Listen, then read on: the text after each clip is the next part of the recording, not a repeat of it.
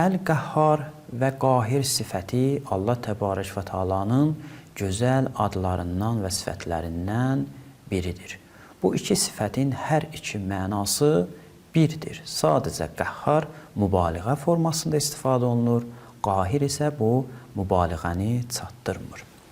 Qur'an-ı Kərimdə biz baxırıq, görürük ki, Qəhhar sifəti 6 dəfə işlənib və hər 6-sında da Allah Təbarək və Teala'nın adı kimi keçib. Və həmçinin Qahir sifəti də Qur'an-ı Kərimdə 2 dəfə Allahın adı kimi istifadə olunub.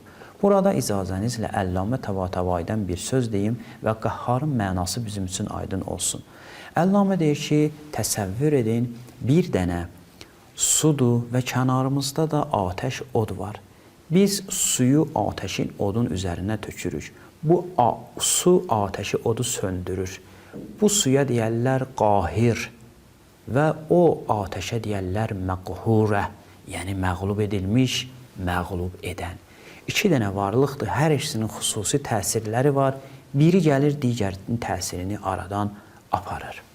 Əllamə deyir ki, Allah Təbarək və Teala'ya da bu sifət nisbət veriləndə bu ad mənası, yəni məğlub edən, yəni əhatəsi var, yəni Allahın təsiridir, həyata keçir.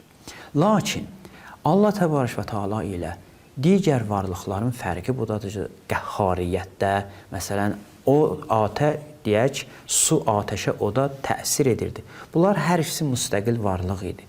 Amma Allah Təbarək və Teala'nın digər varlıqları müqayisə eləyəndə bu qəhhariyyət daha dəqiq mənada başa düşülməlidir. Ona görə də siz diqqət etsəniz, görərsiniz ki, Quran-ı Kərimdə ki, Qahir sözü istifadə olunub, ondan sonra buyurur ki, fəvqa ibədi, yəni bəndələrinin üzərində. Bu o deməkdir ki, yəni burada iki dənə tərəf yoxdur. Bir dənə Qahir var, muhit var, birdən də muhat var.